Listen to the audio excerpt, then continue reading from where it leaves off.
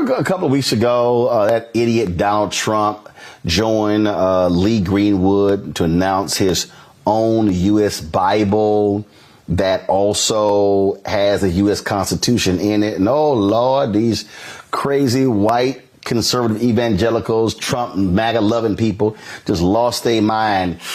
Didn't sit quite well with a North Carolina pastor, Lauren Livingston of Central Church in Charlotte. Is going viral after he issued a scathing rebuke. Did not mention Trump by name, and his supporters, but we damn sure knew who he was talking about. People that don't read and pray will get politics mixed up with church. They start mixing and meshing together. That's why some of you bring politics into the church. You think that politics is spiritual stuff. Politics is of this world.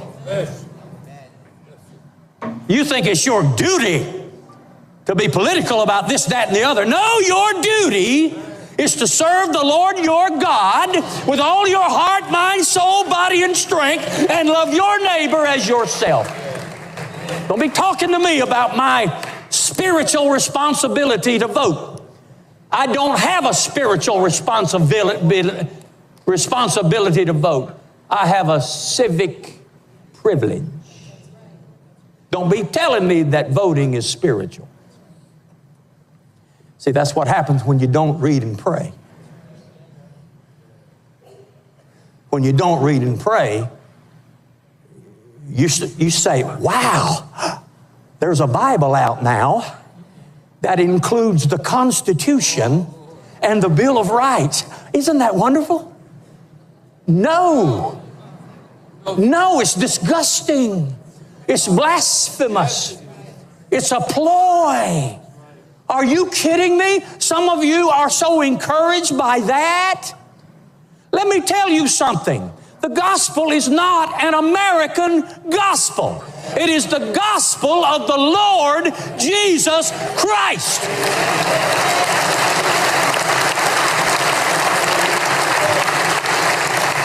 But Pastor, I bought the Bible. Really?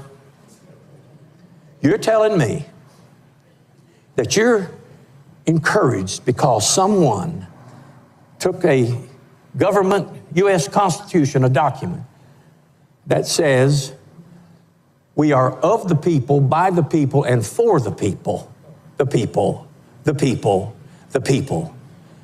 And you have put it right beside the Word of God, which is eternal, unchanging, which says, of him, by him, through him, to him, from him are all things. And you're going to put those together and be happy about it? God forbid. Now, you can get mad if you want to, but I'm going to tell you something. If you glory in that kind of thing, you don't have a prayer life. If you glory in that kind of mess, political mess, you do not know what the Word of God says. I'm going to rear back and tell you something. This is not my home. This world is not my home. I've been sent out just like the 70 were sent out. You've been put here and sent out just like the 70 were sent out. We've been put here as strangers and pilgrims, and we are passing through. I am just walking through. I'm just renting an apartment for a little while in this strange and foreign land. No, sir. My real citizenship is in heaven, from which we look for the Lord Jesus Christ, who's going to change our vile body, that it may be made like unto his glorious body.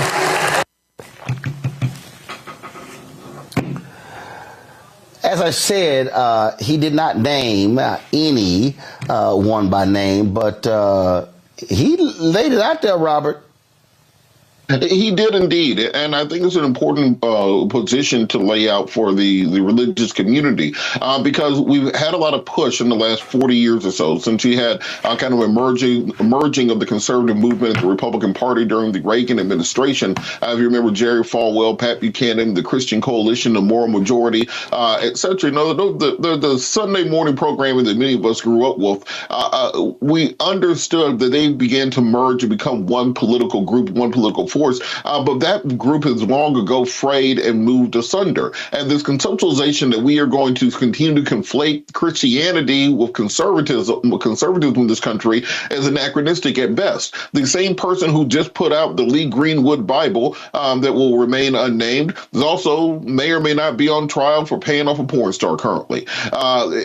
So when we start conflating our political beliefs with our religious beliefs, eventually, as the pastor says, you have to confront the fact that you're taking divine documents and entangling them with the machinations of man. And as long as you do that, you're not being true to either side of that discussion and either side of your belief system. And we have to begin moving those. We either need to move those things apart or hold the political parties and our political dynamics into the standard laid out there. If you're going to talk about being a Christian party or a party that believes in the Bible, well, you have to let those immigrants in, because that's what it says in the book. You're going to have to feed those homeless people and clothe those homeless people. You have to provide housing for the people who don't have access to such.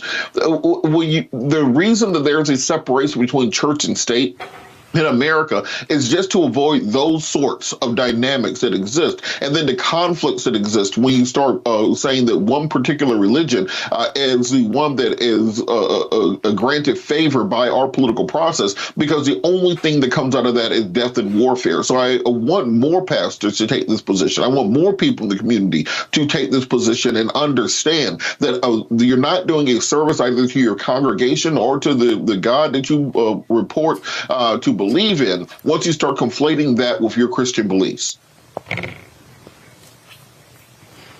Rebecca, these folks ain't godly. These folks are not godly. They do not vote upon their Christian principles at all. They are religious frauds. I mean, maybe they're godly with the God that they believe in, but it's not the God I believe in. I mean, I believe in Black Jesus. No, but they ain't godly. No, they ain't godly. They ain't godly. Nope. I mean, no, they're not godly. I mean, these are the same people who turn their backs on the immigrants and turn their backs on people of color. And Jesus was not blonde hair and blue-eyed. So, I mean, clearly, I don't think that my religious beliefs are these people's religious beliefs that are who are part of the cult of white nationalism. And right now, their God appears to be Trump. But that said, and on a serious note, good for him. Especially hearing this coming out of North Carolina. I was actually trying to look up and figure out what denomination that Pastor Livingston is affiliated with, because I was trying to figure out if he was part of the Southern Baptist Convention, but I couldn't find that information on him.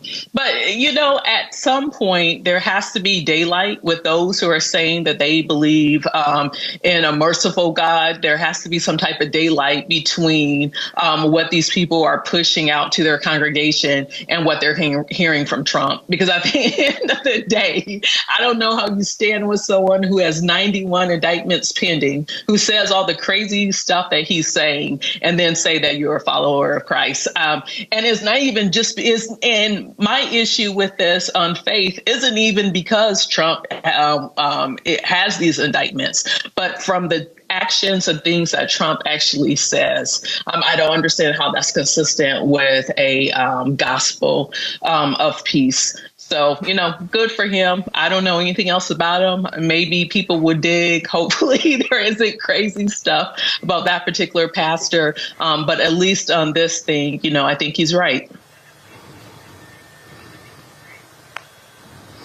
Tyler?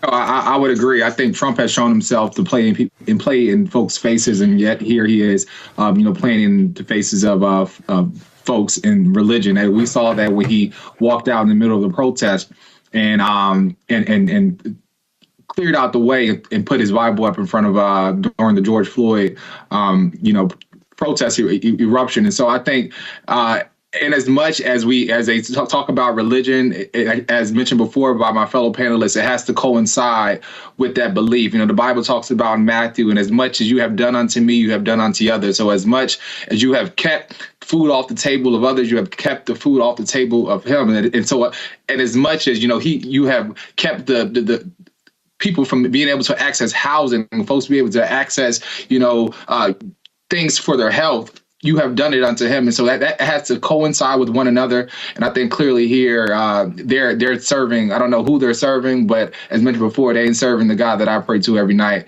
But they're playing games with the wrong one.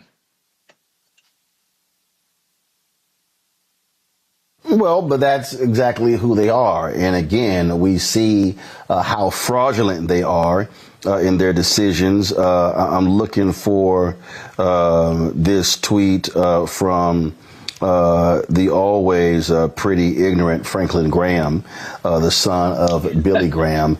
I take no direction. I would never follow Billy Graham anywhere. I wouldn't follow him around a grocery store with the crap that he says, because all he does is carry the water of Donald Trump. And, the excuses that they make for this thug are always quite interesting, Robert, because that's what they do. In fact, look at this. And this is the same fool who had the audacity to question the faith of President Barack Obama. Well, I mean, he's a Christian if he says he's a Christian, yet he will defend Trump at any point. So check this out. Look at this tweet right here. This is this fool here.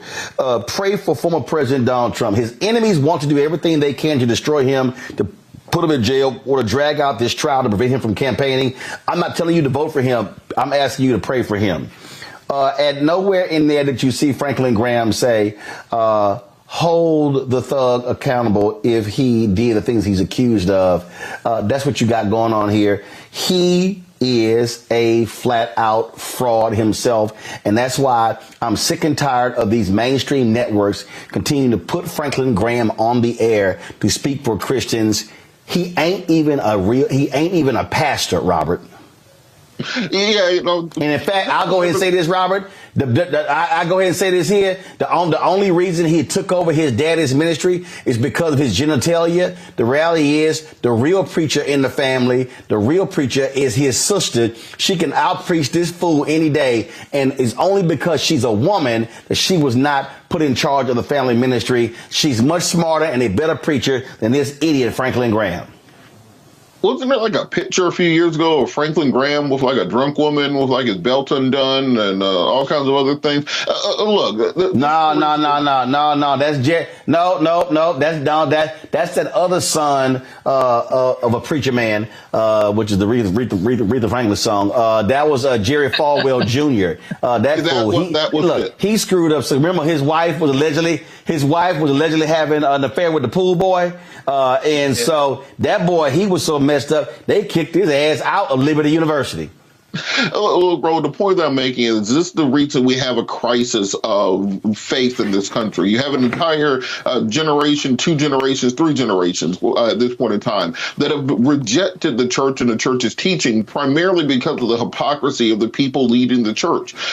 Because the church is no longer what it was when many of us were growing up, this moral paradigm of the community where you could trust in the word of the pastor, where you could trust that the money you were donating was going to the community and to its causes, where you could trust that what you were being fed on Sunday was true fruit for your soul that could sustain you throughout the week. Because these churches become theatrical performances in large part, because they've become sold out to politics, because they've been sold out to corporations, where they will come in on Sunday and be selling you Coca-Cola and cell phones and everything else right there in the sanctuary of the church. Many people have left religion altogether and just have moved towards spirituality.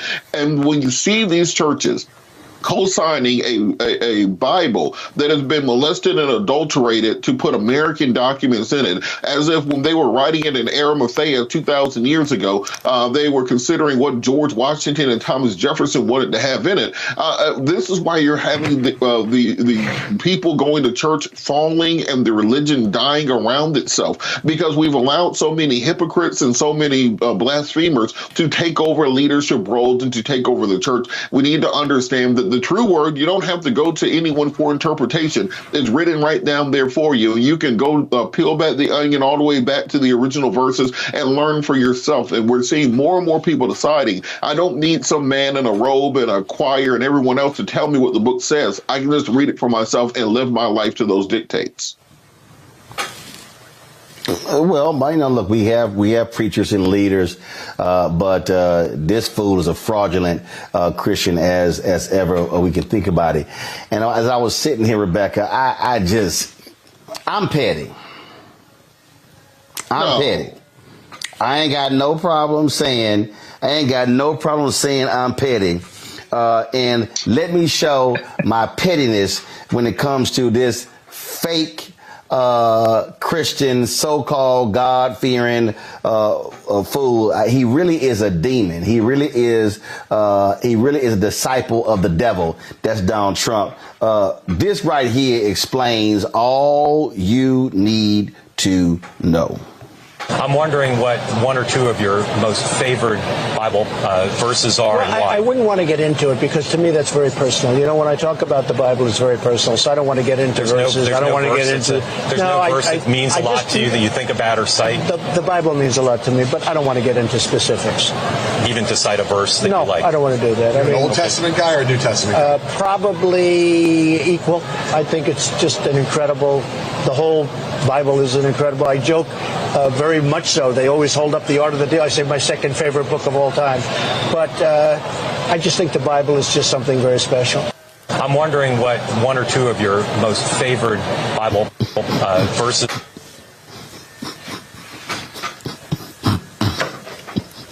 You know, Roland, my daddy used to pastor, and at one point I had 4 sets of... Wait. Hold up. I got to run that back. I'm wondering what one or two of your most favored Bible verses are and why. I wouldn't want to get into it because to me that's very personal. You know, when I talk about the Bible, it's very personal, so I don't want to get into verses. I don't want to get into... There's no verse that means a lot to you that you think about or cite? The Bible means a lot to me, but I don't want to get into specifics. Even to cite a verse that you like? No, I don't want to do that. You're an Old Testament guy or a New Testament guy? Probably equal. It's just an incredible... The whole Bible is an incredible... I joke very much so. They always hold up the Art of the Deal. I say my second favorite book of all time. But I just think the Bible is just something very special. I'm wondering what one or two of your most favored Bible verses are and why. I wouldn't want to get into it. Rebecca, go ahead. So at one point, I had 4 sets of aunts and uncles who were pastoring Kojic churches. So definitely grew up in church. And I think I might have been a teenager, and my dad was asking me my favorite scripture. And you know what I told him? I said, my favorite passage is when Jesus showed up to the temple and whipped those people's behinds. I said, that's my inspiration of Jesus. I said, the meek and mild stuff, y'all can keep it. But what happened? Well, here, that's my favorite. But here's the bottom line. The Bible also says, render unto Caesar what is Caesar's, i.e. pay your taxes. If some of these churches had to pay taxes, I don't think some of these churches would exist anymore. And what's unfortunate is that we're seeing with the rise of white nationalism in this country, it has happened because of the Christian right, which really isn't using the Bible, but is pushing the spirituality of whiteness and the superiority of whiteness. Where the Spirit of the Lord, 2 Corinthians. I got more petty. I just got to be petty. Here we go. 2 Corinthians, right? 2 Corinthians 3:17. That's the whole ball game.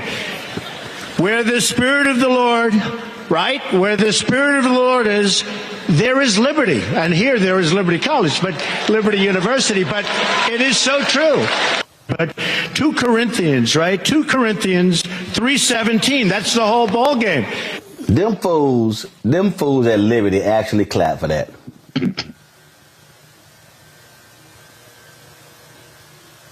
And that's the funny part, that they actually clap for it, and they're continue to stroke his ego on something that he has no idea about. Yet he has a Bible out, but what the greatest commandment in that Bible says, "Go ye therefore and teach all nations," but yet he can't even say his favorite Bible verse. And so I think, he's just literally playing in our faces and playing in the faces of religion. And it's hilarious. Sometimes it's hilarious to laugh at and look at, but it's sad at the same time that people are actually believing and following this man who has absolutely no idea. He probably doesn't know where his left arm is from his right. 2 Corinthians. That's the whole ball game. All right. Fanbase is pioneering a new era of social media for the creator economy. This next generation social media app with over 600,000 users is raising $17 million, and now is your chance to invest. For details on how to invest, visit startengine.com/fanbase or scan the QR code. Another way we're giving you the freedom to be you without limits. We truly do have, frankly, a corrupt Supreme Court. Today, oral arguments were heard regarding Trump's claim of complete immunity.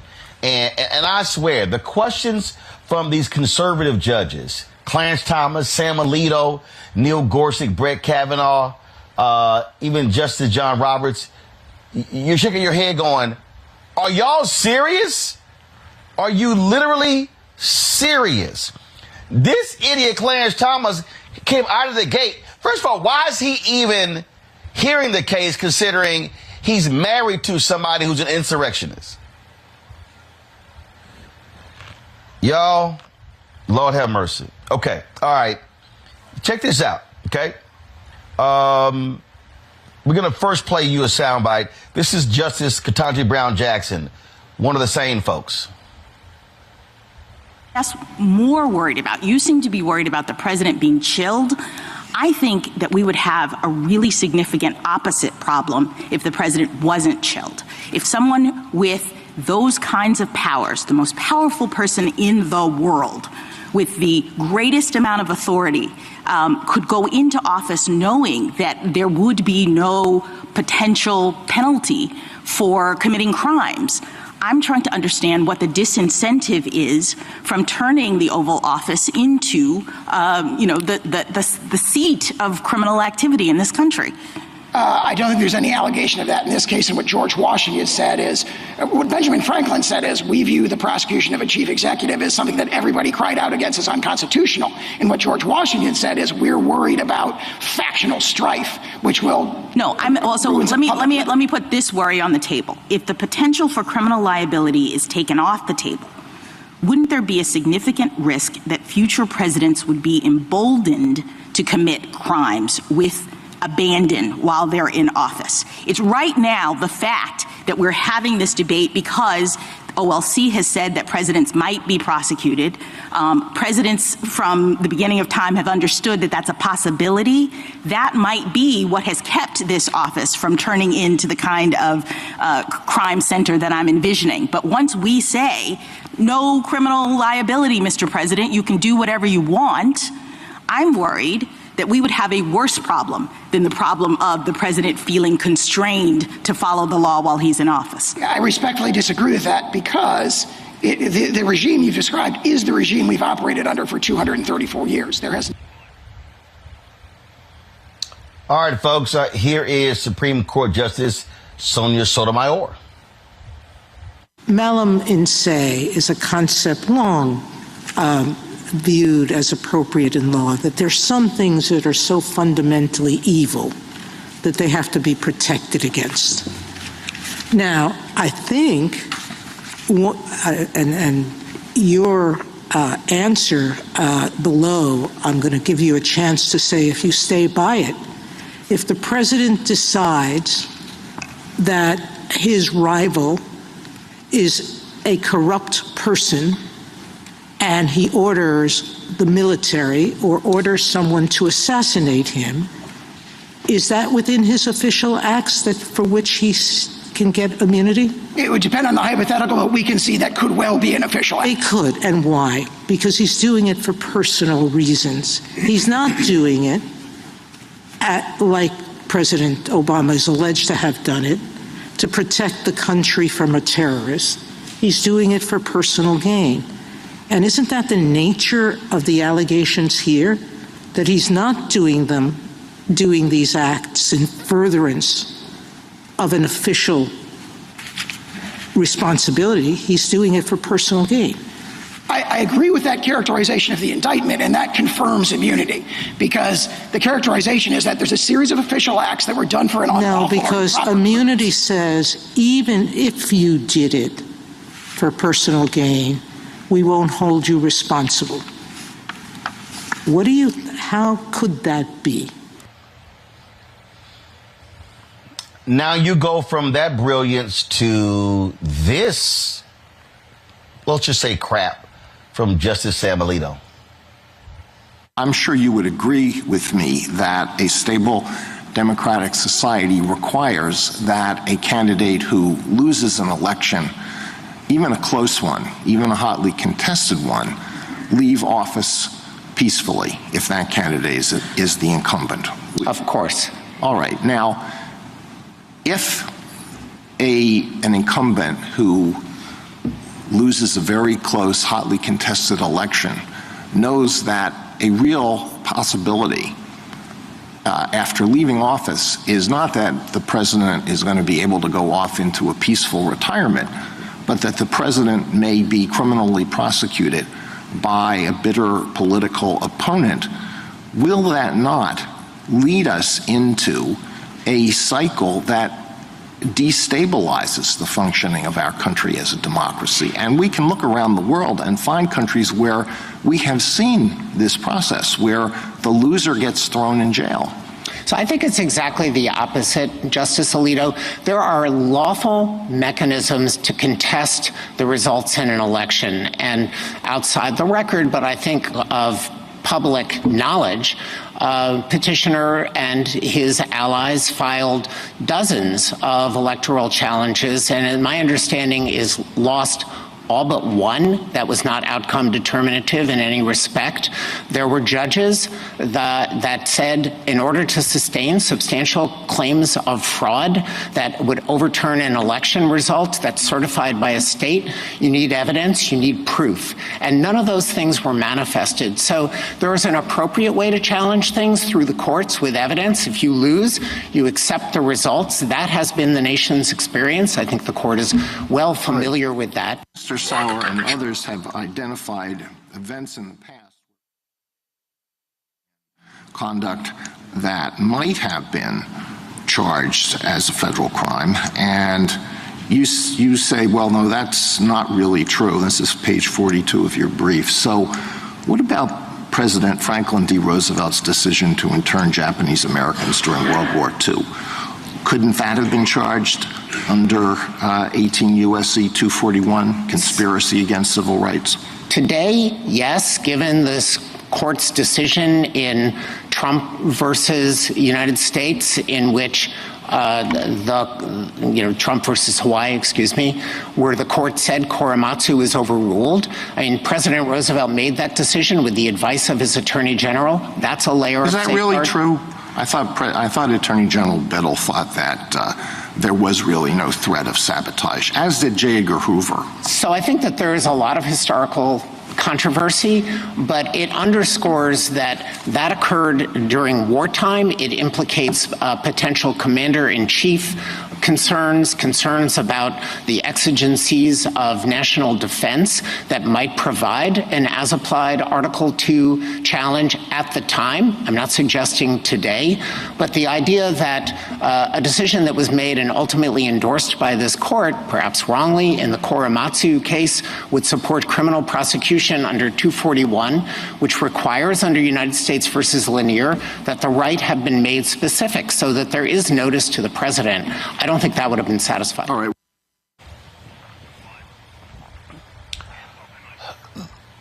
Lauren, is it me or the conservative justices nuts? Yeah, I mean, you know, at the end of the day, what we're listening to is an argument about whether or not Donald Trump can do whatever he wants, whenever he wants, to whomever he wants, right? That's what Sam Alito wants to check for everybody. Whether or not Donald Trump can just do anything, anytime, anyplace, whether it's assassinate other people, whether it's, you know, call for an attack on the U.S. Capitol, whatever. We just want to know that. I mean, that is the backdrop of what we're talking about. A U.S. president that incited an attack on the United States Capitol. It's incited an attack on the legislative branch to block the certification of his opponent who beat him by 8 million votes. And these guys are up here talking about this like it's past the salt. That's the line that they've moved us to, that this is normal conversation. And Sam Alito is an absolute trip. But, you know, it's all for Donald Trump. It's all for the tiki god of Donald Trump. It's all to please Donald Trump, and it's the audience of one theory once again. Sam Alito wants to make sure, and Clarence Thomas wants to make sure that Donald Trump can hear what they're saying and make sure that everybody knows in Trump world and MAGA world that we're standing up for Trump. So this is going to be an interesting decision, because I actually think they may go in Trump's favor. I mean, you're sitting here and you're listening to a Trump lawyer, Nola, say, yeah, you know, hey, he can actually have Navy SEAL Team 6 kill a political rival. Right. Sure. Not a problem. Right. I mean, this is insane. This is crazy. Right.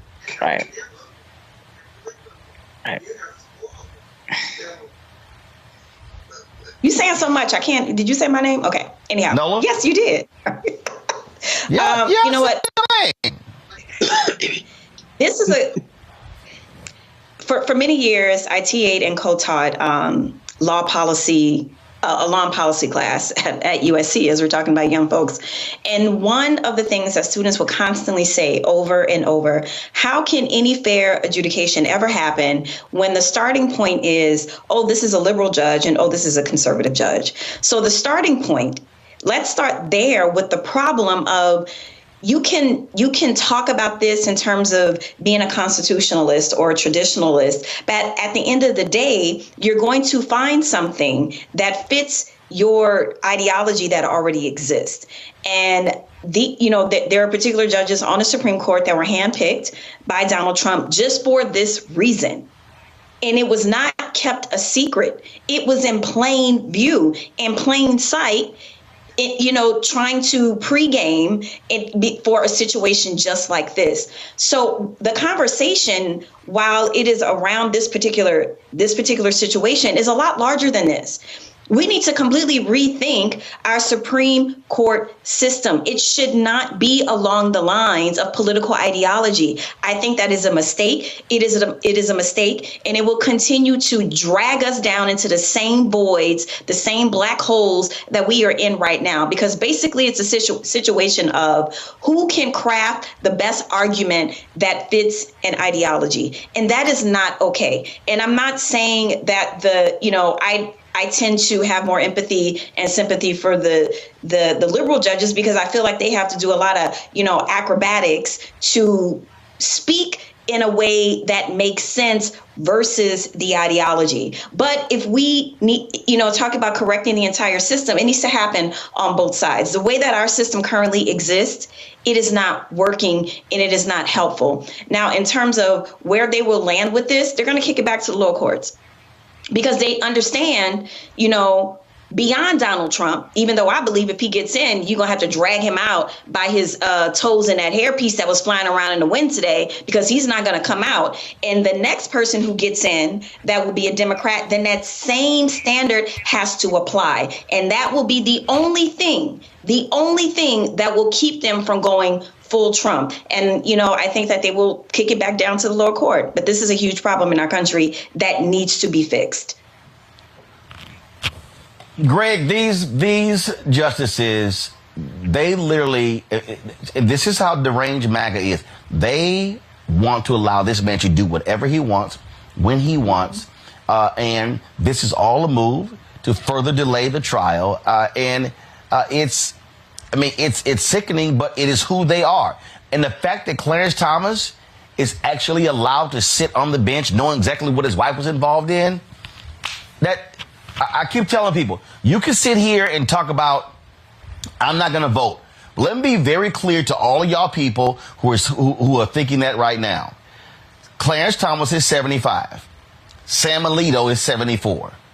If Donald Trump is elected in November, those two are going to immediately retire so Donald Trump can replace them on the bench. And Sonia Sotomayor is 69. He may actually, again, if he wins, he may actually replace 3. That means he would have picked 6 out of the 9 Supreme Court justices. But folks go ahead and decide they want to sit their ass at home. Greg, go ahead. That's right, Roland. And that's what this is about. I agree with you, Prof. I agree with you, Nola. They're going to try to kick this back down, more than likely. And that will leave it in the hands of Judge Chuckton to try to parse when a public act or a private act might fall outside the scope of presidential immunity. And you're absolutely right, Roland. This is really what this is about. This is about getting their master, as you say, their tiki god, Lauren, past November. This is what this is about. And so, John Henry Clark used to say in some stories, there are no good guys. So when you bring up the specter of Korematsu, it's a tragic moment in U.S. history. When you say something like Clarence Thomas, who was a complete embarrassment to the bench, to his race, and to basically to anything associated with any common human decency. Clarence Thomas brought up the Bay of Pigs today and said there were no prosecutions after the Bay of Pigs. And the lawyer had to remind him, well, there's a doctrine called the public authority defense. So when you see a president who acts in a way that you might not agree with, he's protected from prosecution for overseas acts. And that was kind of like in the same vein, a similar vein as you heard the reply to the Korematsu case. But as a black person, I can sympathize with the idea of illegal actions or immoral actions. And you heard Sonia Sotomayor refer to a Latin phrase, malum esse. Malum in se in the law means it is evil in itself. It's a moral wrong, regardless of whether it's illegal or not, or whether it's legal by a legal standard. It is wrong in itself. Well, that's what we're facing here. If we get to that issue, but I agree, we're not going to get to that issue because their number one goal, the Christian soldier, Sam Alito, who is a hard right-wing ideologue, but also a political animal, Clarence Thomas, who is a black man, who knows how much time he's got. His hair turns snow white. We know that diabetes and heart disease is real in black communities. And with the stress he's under as a whole manservant of white supremacy for decades, God only knows how much time any of us have on the earth. But I wouldn't bet against Clarence Thomas and Sam Alito, as you say, tendering their resignations at some point under a Trump presidency. And finally, I'll end with this. If they can get in past the election, then we all know what happens to this case. He will direct the Department of Justice to dismiss it. But that's exactly what they're trying to do. They're trying to string this clock out. Fanbase is pioneering a new era of social media for the creator economy. This next generation social media app with over 600,000 users is raising $17 million, and now is your chance to invest. For details on how to invest, visit startengine.com/fanbase or scan the QR code. Another way we're giving you the freedom to be you without limits. It really gets on my nerves when I see conservatives, especially white conservatives, say some of the most outlandish things when it comes to comparing the plight of thug-in-chief Donald Trump to the revered veterans of the Black Freedom Movement, also known as the Civil Rights Movement. Newt Gingrich, the disgraced former Speaker of the House, who should not give anybody any marital advice whatsoever, was on Fox News, and this idiot actually said this.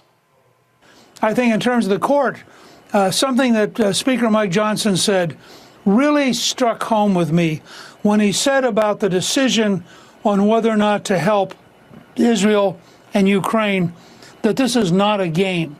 Let me tell you, I am deeply worried that tomorrow a totally corrupt judge and a totally corrupt district attorney are going to try to put a former president of the United States, candidate of his party, and front runner in the polls in jail. Now, I think this is so horrendous that there has to be some way to reach out to the Supreme Court. I mean, this is literally like some of the civil rights workers in Mississippi in the 1960s. The New York system is now so deeply corrupted, and it is so bitterly, deeply anti-Trump. The absurdity of the judge's daughter, who made millions and millions of dollars doing anti-Trump politics, and the judge would like us to believe, much like Joe Biden, he had no idea what his children were doing. I mean, the whole thing, frankly, resembles On the Waterfront, Stanley Kubrick's brilliant film. This is about corruption. It has nothing to do with honesty. And what worries me is it's a genuine threat to Donald Trump. I mean, I think any step that would put him close to a New York prison is an extraordinarily dangerous step. And I would hope that there's some legal way to block it and make sure that it never happens, because the thugs he's dealing with are totally out of control, have total contempt for the rule of law, and frankly are unworthy of being in the offices they hold.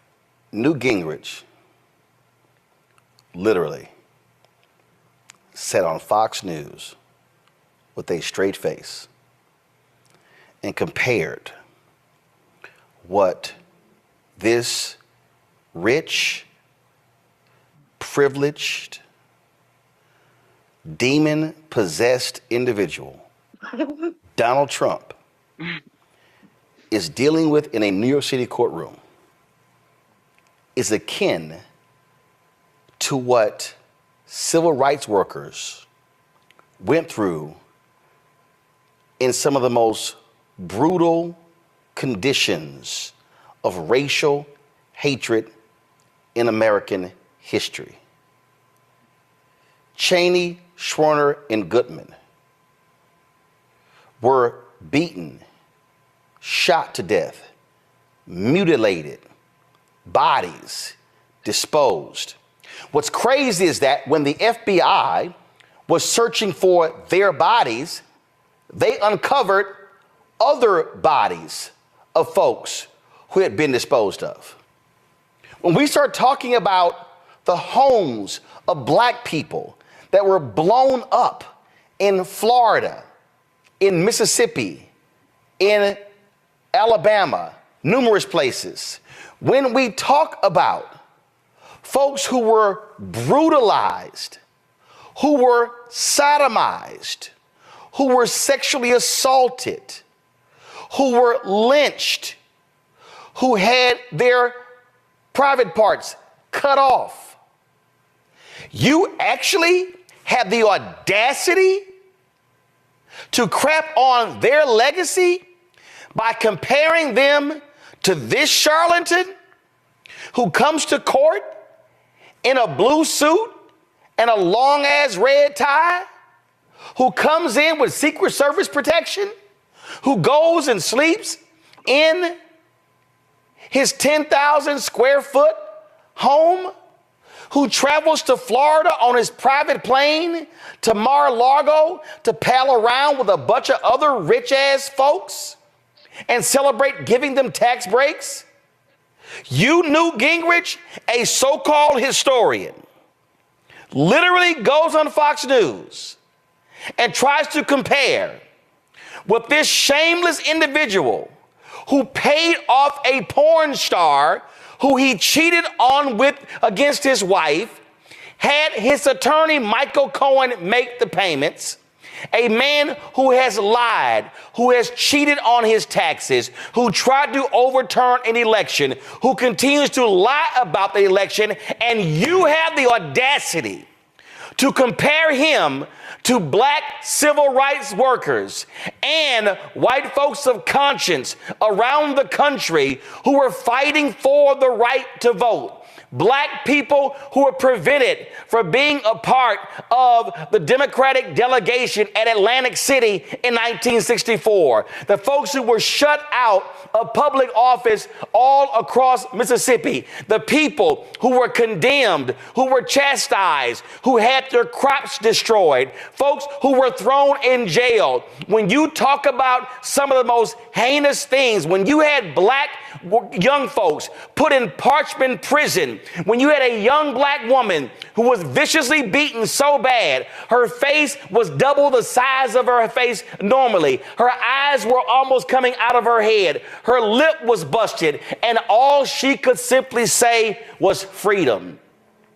When they sang songs in jails, when they came up missing, when parents prayed if their kids would come home every single night out of fear, they would run into Klansmen. You, Newt Gingrich, you have the audacity to invoke those people. Shame on your punk ass for having the gall to raise that. Of all the things that black folks have done in this country, putting lives on the line, and this sorry, no good son of a bitch who couldn't even go to the war because he faked so-called bone spurs in his feet. The man who has shamed POWs, the man who has spit on the folks who have died, according to his former chief of staff, John Kelly, when he wouldn't even go to their graves. You literally raised that.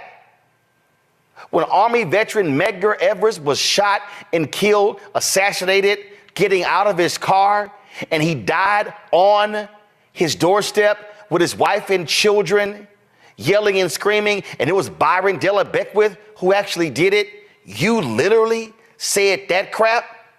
Oh, hell no. There's no way in the world I could sit here as a conscious black man and allow you, Newt Gingrich, a truly pathetic individual, to invoke those people. They are American heroes. They are American sheroes. They are the individuals who made this country truly live up to, as Dr. King said, be true to what you put on paper. And you are not going to sit there on Fox News and make that type of comment and invoke their name and their fight and their legacy to compare it to this, yes, son of a bitch, Donald Trump.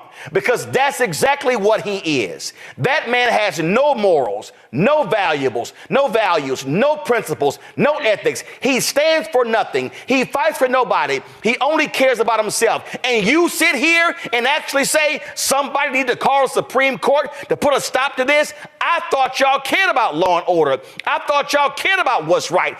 Y'all sure as hell kept wanting to put Hillary Clinton in jail.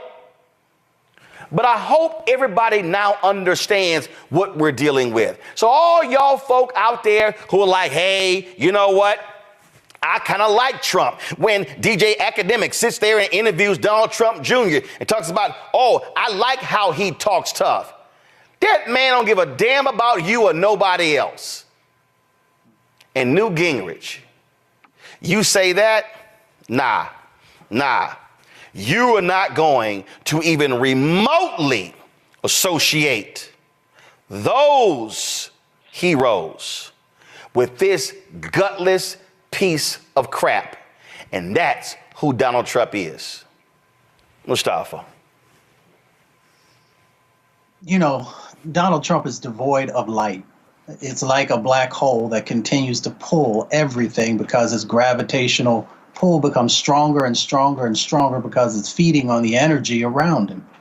And for Newt Gingrich, who has been around for a long time and who has actually seen talented individuals who may have been in the Republican Party, to continue to uplift this individual who, as you said, cares about no one, speaks volumes about where their party currently is and how if they don't begin to address it, that it will continue to unravel this country. So, you know, there's nothing wrong with being supportive of a party if it is not doing things to deconstruct, to bring havoc, to actually put people's lives in danger. You know, Donald Trump has never had to sacrifice for anything, but has sacrificed many individuals for his own personal gains.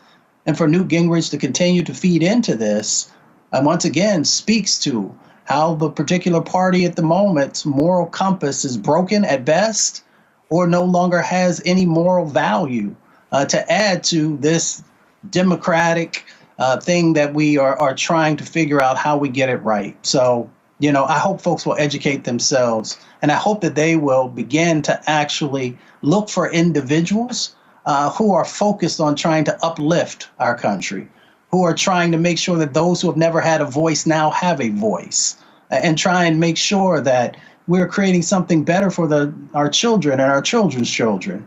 But by the current sets of activities they're doing, they're falling short at best. Donald Trump has absolutely no redeeming value whatsoever, Joy, not one.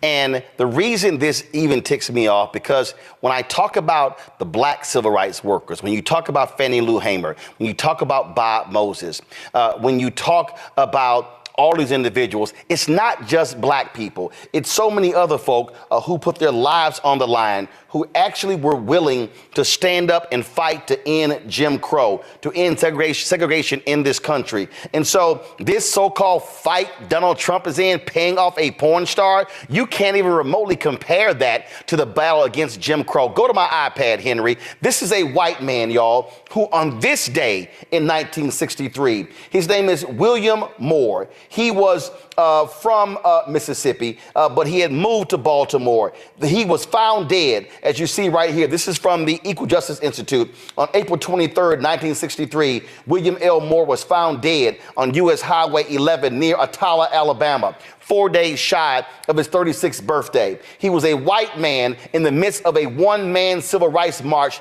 to Jackson, Mississippi, to implore Mississippi Governor Ross Barnett to support integration efforts. He wore signs that read, "End segregation in America, eat at Joe's, both black and white, and equal rights for all, Mississippi or bust." He was a resident of Baltimore, a member of the Congress of Racial Equality. On his first protest, he walked to Annapolis, Maryland from Baltimore. On his second march, he walked to the White House. For what proved to be his final march, he planned his walk from Chattanooga, Tennessee to Jackson. Donald Trump, nowhere, anywhere, anyway, anyhow, Joy, should ever be mentioned in the same breath as this courageous white man, William Moore. That's right. And keep in mind, Newt Gingrich was an older man. So he's not talking about a bygone era that he doesn't remember. He was a contemporary of some of these civil rights leaders, champions, people who marched, or who was immediately their junior, right? Immediately the inheritor of that generation. And while he often tries to erase it from his resume, he started off as a Rockefeller Republican, right? A more moderate Republican, the era that we don't even think about now. Mr. Rockefeller would be appalled at who he has become, and would have known at that time, as the young Newt knew at that time, that Donald Trump and anyone in his league, including the current version of Newt Gingrich, are not fit to utter the names across their lips of any of the people who died, who fought, who bled, who cried during the civil rights movement. He ought to be ashamed of himself. John Quayle, he's from Georgia. He knows better. Now, if he wants to look like a fool and go defend Donald Trump, I don't care. You can do whatever. But what you're not going to do is invoke civil rights workers in Mississippi in the 60s, and nobody say a thing? Listen, that was another difficult thing to watch, right? Because the civil rights movement, Donald Trump has, during the course of his campaign, has made references about why the blacks support him, right? Is because he is facing discrimination by all of these lawsuits. However, the civil rights movement, we were fighting for basic humane rights, right?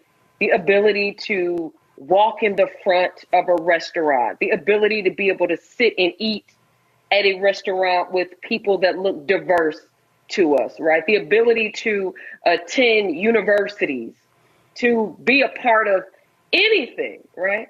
To be able to do, we were fighting to be able to do anything, to even be able to drink from the same water fountain as someone else, right? And amongst others, you have Emmett Till, which was a teenager that was castrated and dragged by vehicles. And so, it's very difficult to watch. It's very insulting to even make that comparison. For the two shouldn't even be in the same sentence, because you're comparing someone who is privileged and someone who has committed crimes, allegedly, right, until he's found guilty. And he's going through the criminal justice system like everyone else that commits crimes. But you can't compare these crimes that he is being prosecuted for with us fighting for basic human rights. There's nothing similar. Nothing. And frankly, the fact that there are any types of mentions that Black people support him because of the discrimination that he's facing it's a horrific thing to even have to listen to or to watch. Oh, well, actually, it's insane. Fanbase is pioneering a new era of social media for the creator economy. This next generation social media app with over 600,000 users is raising $17 million, and now is your chance to invest. For details on how to invest, visit startengine.com/fanbase or scan the QR code. Another way we're giving you the freedom to be you without limits. Whoa, Nelly! Guess what? Arizona has handed down indictments regarding the fake elector scheme tied to the 2020 election. Among those folks who have been indicted, Rudy Giuliani, Boris Epstein, Mark Meadows. Here is Arizona Attorney General Chris Mays with the announcement of the indictment. Hi, I'm Arizona Attorney General Chris Mays. Let me start by thanking everyone for your patience as we conducted a thorough and professional investigation over the past 13 months into the fake elector scheme in our state. I understand for some of you today didn't come fast enough, and I know I'll be criticized by others for conducting this investigation at all. But as I have stated before and will say here again today, I will not allow American democracy to be undermined. It's too important. The investigators and attorneys assigned to this case took the necessary time to thoroughly piece together the details of the events that began nearly 4 years ago. They followed the facts where they led, and I'm very proud of the work they've done to date. We're here because justice demands an answer to the efforts that the defendants and other unindicted co-conspirators allegedly took to undermine the will of Arizona's voters during the 2020 presidential election. Arizona's election was free and fair. The people of Arizona elected President Biden. Unwilling to accept this fact, the defendants charged by the state grand jury allegedly schemed to prevent the lawful transfer of the presidency. Whatever their reasoning was, the plot to violate the law must be answered for, and I was elected to uphold the law of this state. The scheme, had it succeeded, would have deprived Arizona's voters of their right to have their votes counted for their chosen president. It effectively would have made their right to vote meaningless. Now, 11 people have been indicted. 7 others have been indicted. And the 11 folks who were indicted, let me read this here, were 11 Republicans who participated in the certificate signing. Now, remember, in Michigan, the Attorney General there filed felony charges against 16 Republicans who were they classified as fake electors. The Washington Post is, give me one second, I want to pull this story up because the Washington Post is reporting, because the 7 other names were redacted in the news here. But give me one second. I'm pulling up the Post right now. So let me pull this story up. I'm just going to go through it with you right here. Let me pull it up here. And so their headline says, Meadows, Giuliani, and other Trump allies charged in Arizona 2020 election probe. This is a huge development, Rebecca. This absolutely is a huge development. What's really interesting, especially for this to happen in the state of Arizona, is that we know Arizona is one of the top swing states, and this is definitely going to have a ripple effect within even what we expect at the national level with the Electoral College, with seeing where those numbers are going to lie. So it was also interesting. This is on the heels of now being of abortion and reproductive rights being a major issue in the state of Arizona, especially with the ruling that said that the state is able to go back to, I believe, 1864, 1863 particular laws around reproductive. Thank you, 1864, around reproductive laws. So this is going to be a 1-2 punch that's going to really energize what we're going to see happening over the next few months. I'll be interested to see what the organizers on the ground that's trying to register more people to vote, but also get people to understand, even if you're not completely enthused about who's on the top of the ticket, Trump versus Biden, this now elevates this issue in a way of, hey, this is beyond Trump versus Biden, but this is about which type of administration do you want to see holding the White House come November 6th? So what's really interesting is that this is going to be a real opportunity for folks to be able to mobilize people and actually not convince people who are undecided. It's really that people aren't undecided about who they want to vote for, but they're undecided with whether or not they're going to vote. So I think this is actually going to be positive with getting some of those folks who are undecided if they were going to go and vote November 6th and actually convert them to actually vote on November 6th. Robert, keep in mind Biden won Arizona by 10,000 votes. This is what the Washington Post says. Here we go to my iPad. Those indicted include former Trump White House Chief of Staff Mark Meadows, attorneys Rudy Giuliani, Jenna Ellis, John Eastman, and Christina Bobb, top campaign advisor Boris Epstein, and former campaign aide Mike Roman. They are accused of allegedly aiding an unsuccessful strategy to award the state's electoral votes to Trump instead of Biden after the 2020 election. Also charged are the Republicans who signed paperwork on December 14, 2020 that falsely purported Trump was the rightful winner, including former state party chair Kelly Ward, state senators Jake Hoffman and Anthony Kern, and Tyler Bowyer, a GOP national committee man and chief operating officer of Turning Point Action, the campaign arm of the pro-Trump conservative group Turning Point USA. Trump was not charged, but he is described in the indictment as an unindicted co-conspirator. Robert, your thoughts?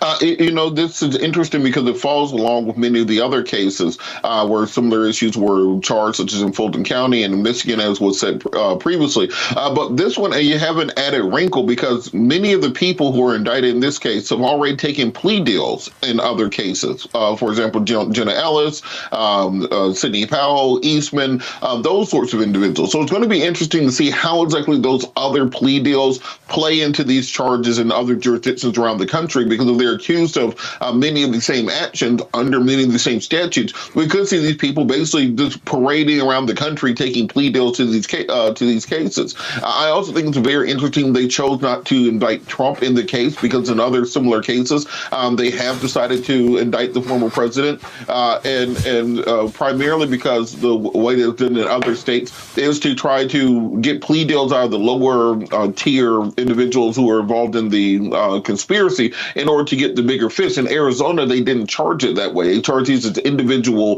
crimes as opposed to being part of larger conspiracies. So we're going to have a nice exercise over the course of the next 18 months to 2 years as these cases get litigated. So what's a more effective prosecutorial strategy, charging individuals in these large RICO cases, these large organized crime cases, as they would be conspiracy cases, or these individual charges against defendants when it comes to getting these things done? But I would love for our conservative friends to just simply mount the defense of, I didn't do it. We're going to be exonerated by the court system. We understand the concerns by the state. Everything we did was consistent with the Constitution and statutory laws. Instead of the courts against us is a conspiracy. Everyone's coming down. The Legion of Doom, it's the Darth Vaders, the Sith Lords, all coming against me at one time, as opposed to simply saying we're being exonerated by the court system, because that's what you say when you're actually innocent. You only talk about conspiracies when you don't have any other defense.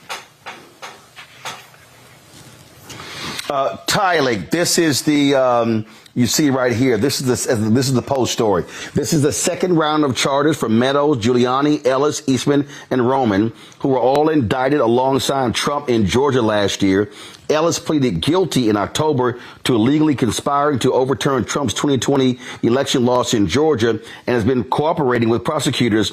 This is the first time Epstein, now a top 2024 campaign aide who frequently talks with the former president, has been charged for his alleged actions after the 2020 election. That right there, again, shows you what happens. And keep in mind, this is also why voting matters, because that attorney general, she barely won election there in Arizona to be the attorney general.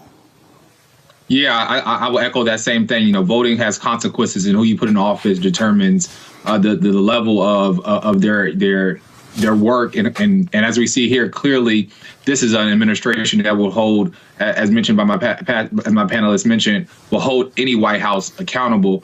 But as I think about, giving out indictments, I can't help but think about Oprah when she was giving out them cards and said, "You get indictment, you get indictment, you get indictment." So I'm just hoping that that this accountability will continue to roll, and I'm eager to see how this will translate to other states, and as we're seeing in the case in New York. Last point for everybody who said that the case in Georgia that really didn't mean anything. Check this out. Arizona prosecutors and investigators met in December with Kenneth Chesbrough, an attorney and an architect of the electoral strategy, who pleaded guilty in Georgia in October to a single felony count of participating in a conspiracy to file false documents.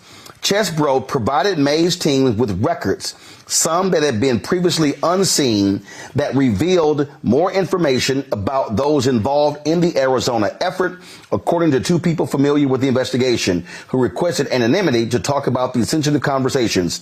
After that, they said the Arizona investigation widened. That, to me, Rebecca, sounds like somebody named Kenneth Chesbrough who's like, I am not trying to lose more money with legal fees. I ain't trying to get an indictment. Hey, I'm a snitch on everybody. Here y'all go. Hit a phone, hit a text, hit all kind of stuff. Just leave my ass out of this. Yeah, so even continue with connecting the dots on what Robert was saying is that once we have these other people who have started to take plea deals, at this point, we probably have some of those same folks who are helping to turn state's evidence. So there is actually credible reasons with why these people are being indicted and why these people are more than likely going to be convicted.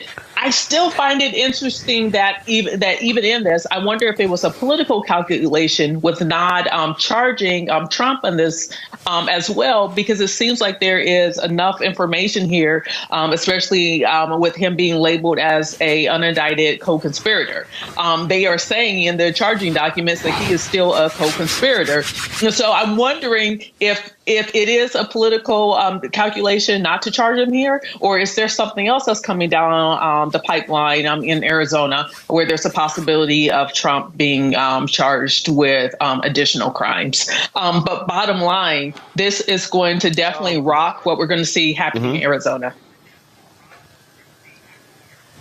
Robert, I would surmise that by not charging him, being a co-conspirator is different than having a direct engagement in the illegal activity. The reason he was indicted in Georgia was because of the phone calls that he made. Those were explicit involvement, as opposed to maybe being aware of these things and not saying anything, as opposed to being an architect of trying to actually make it happen. Well, I think we can think about this along the lines of has not been indicted yet, to Rebecca's point, because what could happen in this case is that as more and more of the people who are charged decide to start taking plea agreements, that becomes the basis for additional charges that are filed later against President Trump. As you said, in Arizona, you don't have the smoking gun that you had in Michigan and Georgia, the direct phone call in Georgia from President Trump to the Secretary of State, in Michigan from President Trump and Ronald McDowell to the campaign workers there talking about the efforts to overturn the election. Because of that, it may be a situation where prosecutors are looking for additional evidence to come through the plea bargain process. Thereby, they can build a case that they can run up the ladder and then have a superseding indictment to bring in more defendants later on, whether that be Trump or other people involved in the campaign. I think what's crucial, however, is to ensure that the entire process is done in such a way that the American people can have faith in the outcome of these hearings and these proceedings. Because right now, what we're having is very much a siloing of information. If Judge Cannon in Florida does something that people disagree with, the entire system is rigged. She's a Trump judge. You can't trust anything coming out of it. If the judge in New York does something, well, the entire system is rigged. That is a liberal Obama judge. And you can't have a system that operates in such a way where people only believe in the decisions that come down in their favor. And that's why it's important to have the legitimacy of the court be paramount in these judges' eyes when it comes to making these determinations. Again, folks, breaking news out of Arizona.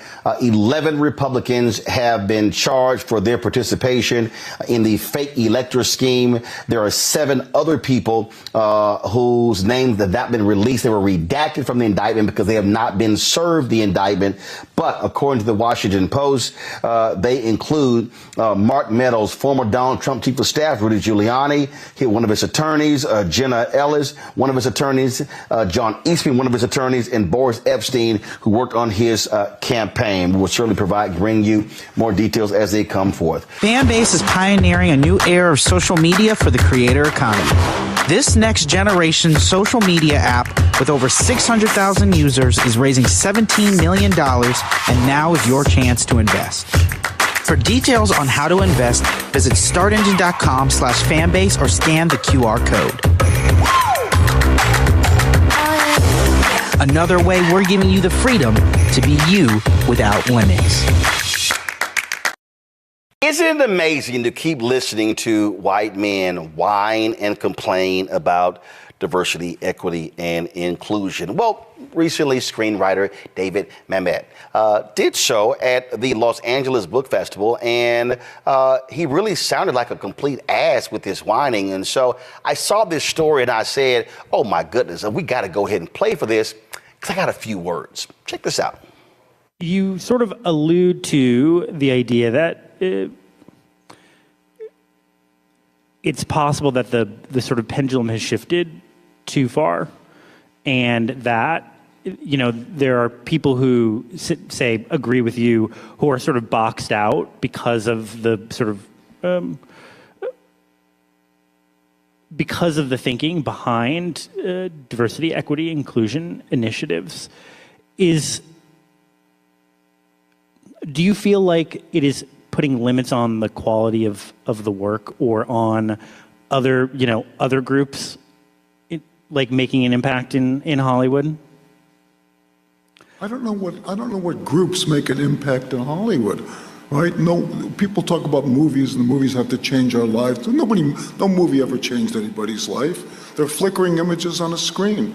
They existed originally so that we could go, so that some Jew who got tired of being a tailor would put up a screen and he would show the movie, and eventually they came out here and started the movie business. They're there to entertain us. I don't need someone to educate me. It's the same thing as a sign that says gender neutral bathroom. What's the difference between gender neutral bathroom and bathroom? Who does bathroom exclude? So what does gender neutral bathroom do, right? It politicizes the human excretory function. It's the same thing with DEI. It's fascist totalitarianism. Leave me a fucking alone. That's what I say. Right, so he actually said a lot more than that. The folks at the LA Times actually have a story on that where he talked about a variety of things. And so one of the things he said that, go to my iPad, Henry, he talked about the Academy Awards now requiring having some diversity standards. He goes, the idea that I can't give you a stupid effing statue unless you have 7% of this, 8% of this, it's intrusive. Now, it says here that Mamet acknowledged that discrimination barred groups from participating in Hollywood for years. He thinks the pendulum has swung too far in the opposite direction. He describes the leaders of these diversity, equity, and inclusion initiatives as diversity capos and diversity commissars. And I love this here. The film industry has little business improving everybody's racial understanding, as does the fire department, Mamet said to a few loud laughs in the crowd. He argued that his colleagues are better off selling popcorn than trying to improve representation for women, queer talent, and other marginalized groups. Okay. Complaining about bathrooms, we heard that. And then he went on to talk about some other deals, but his also was interesting. Does Mamet think of his children as Nepo babies who benefited from his illustrious career? Not at all, he said. He feels gratified that they've learned from being on set with him. Quote, they earned it by merit, he said of daughter Zojia Mamet, who starred in Girls. They haven't benefited from any type of privilege, he said. And he thinks that DEI initiatives are taking away hard-earned opportunities. Quote, nobody ever gave my kids a job because of who they were related to. Okay, allow me to unpack this. So I'll start here. You heard in the clip, he talked about how a Jew created Hollywood, how they came out west. In fact, there's a book that's really a great book, which is an award-winning book. It's called An Empire of Their Own. It's how the Jews invented Hollywood. Fantastic book. Takes you through the history of Hollywood. But you know what's going to happen when you read that book? You're going to read about how those same founders of Hollywood actually had considerable racism in Hollywood. How they froze out African Americans, not just in front of the camera, but behind the camera. Those same individuals blocked advancement of African Americans. The early portrayals of black folks, you had folks in blackface, white actors in blackface. And then when you did have black actors, you had them as some of the most clueless individuals talking like this. And then you also had the black people who just played maids and butlers. Yep, that was that same Hollywood. And those things continued through the decades. You begin to see these things change when you begin to see advancement with civil rights. But see, here's the thing that's interesting that you would think a screenwriter who's 76 years old would understand. Do you realize that movies and music is really America's greatest export? What I mean by that is, as we do this show right now, there are people who are watching this show who are not in the United States. There are people in this show who are watching in India, who are watching in the UK, who are watching from Canada, who are watching from Jamaica or the Bahamas, who are watching from different countries. If I pulled up the YouTube the dashboard, I will show you the folks who are watching all around the world. And do you know what media has done? Media has actually shaped the perspective of how people view Americans through the mediums. And so if you lived overseas in the 40s and the 50s and the 60s and the 70s and the 80s and the 90s up to present day, your view of America was shaped through what you saw in the movies. This is the same Hollywood that when 12 Years a Slave came out, Chiwetel was removed from the poster overseas and Brad Pitt was put on the poster. I'm sorry, wasn't Chiwetel Ejiofor the star of the film because he was the one who was 12 years a slave? So even in that movie, they took the brother off and put Brad Pitt on because for so long, Hollywood say, yeah, we can't market black people overseas. We can't market black movies. But 2/3 of the world is people of color. That thing called racism in Hollywood. And so what David says here is that I think the pendulum has swung too far. I'm sorry. You mean to tell me when you have movies that are largely, and when I say largely, I'm talking 80 and 90% directed by white men? And then when you have all white writers' rooms, and then when you have all white production rooms, and when you have folk who hire their friends and they lock people out, I'm sorry, explain to me the pendulum has swung. Let me help y'all out. If the pendulum is over here and it's 90% white, if you say the pendulum has swung too far, that means it's now 90% black Latino. That's not the case. See, really what David is saying is, damn it, we don't have all the jobs anymore. Damn, we now gotta compete. They now are creating programs that are forcing us to have to now talk to other people who don't look like us in order for them to get hired. And it is driving white people crazy. There's a reason I wrote my book, White Fear, How the Browning of America is Making White Folks Lose Their Minds. Because they now have to compete. And so David Mamet, who's 76 years old, he can't stand the fact that a young black writer who in the history of Hollywood was frozen out and the only way he could get onto a lot was if there was a broom in his hand, now has access.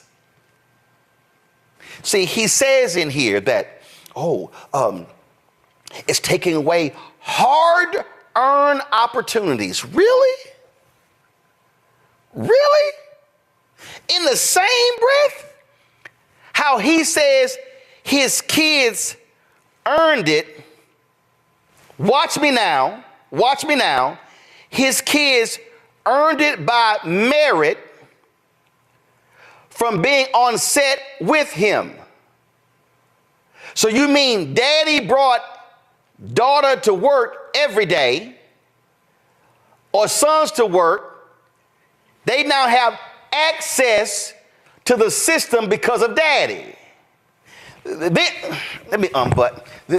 he says, nobody ever gave my kids a job because of who they were related to. Do y'all understand that the best way for you to get a job in the NFL to be a coach is to be related to one? The tree of NFL coaches that are sons and nephews of other coaches is tremendous. It even happens in the booth, the broadcast booth. Phil Simms, followed by his son Chris Simms, who flamed out at quarterback, but now he's a top announcer. Multiple folks named Albert who are announcers. Multiple people named Buck who are announcers. How many black people, David, have an opportunity to come to the set every day. And let's just be real. David Mamet, I think that's how his name is pronounced, is a legendary screenwriter. Are you trying to convince me that if your last name was Mamet and you asked for a meeting in Hollywood, the first question they would not ask is your daddy David? You damn right you're going to get a meeting. Oh, you're probably going to get a meeting because you're going to receptions and parties with your daddy, and you now are meeting the elite of Hollywood. You're now meeting the folks who greenlight films. You're now meeting the folks who produce films. You're meeting the folks who direct films. And so there's no doubt that they are going to hook up David Mamet's daughter with an opportunity because of who her daddy is. And see, I love this here. I love this. They learned from me. They learned from me by being on set every day. Quote, they earned it by merit. Michael Jordan had sons. He's arguably the greatest basketball player ever. They sat next to him every day. They went to games with Michael Jordan. Michael Jordan's sons can't play like Michael Jordan. So this idea that just because your kids came with you, just somehow that makes them amazing and highly talented because they came to work with you. But see, what the David Mamets don't want to confront is your family is getting the hookup because of you. And Hollywood is all about the hookup. Who do you know? What the Mamets cannot stand. See, I'm staying on that. The pendulum has swung too far. Y'all, this is the pendulum. This is how far it swung. Oh, let me go back. This is the pendulum. This is how far it swung. Not here, not halfway, not here, not here. It was here, and it swung right here. Oh, they're taking away hard-earned opportunities. What the haters of DEI don't like is that they have had this thing to themselves. Y'all, I'm in the media business. You think I'm lying? If I ask Henry to come out here right now and say, Henry, you've worked in production for 30 years who in DC. You've worked at all of these places. NBC, ABC, CBS, C-SPAN, all of these people. When we had the TV One show, y'all, during TV One, we contracted the studio out with News Channel. And I was in there one day. Now, mind you, we're a black-owned network. And I'm sitting here, and I had to ask the question, why is nearly everybody I see as a technician non-black? Now, we had a couple of black folks who ran cameras, but the folks in audio, the folks in video playback, the folks in lighting, the folk in other areas of production, there were very few black people. Because you know why? Because so-and-so would say, well, I got a buddy. I got a buddy. I got a buddy. That's how jobs get filled. We've frozen out of those economic opportunities. Very few African Americans. Look, I'm going to be straight up. When we launched this show, all of my audio technicians were black. I said, Henry, you got to tell my man he gonna go have to hire some black people to train them how to do audio. Here's my whole point. You cannot change the game unless you bring in folk, and you can't depend on folks' good nature to do it. John Landgraf, who was the president of FX, he said that. I've talked about him beforehand. John Landgraf saw it. He said, I cannot have 90% of my showrunners and directors being white men. He said, quote, I love my white men. He said, but my job is to produce content for a diversified audience. If all of my content, if all of my writers, my showrunners, my directors are coming from the same perspective, then I'm not going to be able to appeal to a broader audience, and they will not be able to watch my shows. Therefore, my ratings will not be able to go up. My shows will not win awards. I will not be able to generate ratings. I will not be able to increase advertising, and then I'm going to be out of a job. So John Landgraf said this got to change. Within a year, numbers had changed. Because you know what happened? Because they were forced to do so, they were forced to go talk to women, white women. They were forced to go find black folks and Latinos. Chris Rock called out Lorne Michaels at Saturday Night Live. Chris Rock said, y'all keep going to the same two places to get the same people to be on Saturday Night Live. Y'all go to Second City, or y'all go to the same white comedy clubs. He said, y'all don't go to the black comedy clubs. Y'all don't see the amazing black talent. He said, because y'all keep going to the same people and the same places. Chris said, y'all are gonna have to go to some other places in order to do that.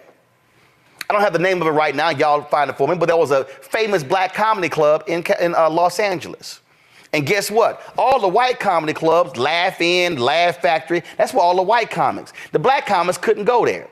If you go to Amazon Prime Video, I think it's Amazon or Hulu, my man, Guy Torrey, they have a documentary called Fat Tuesdays. Because what happened was the black comedy club where Robin Harris was, that's where all the black talent was.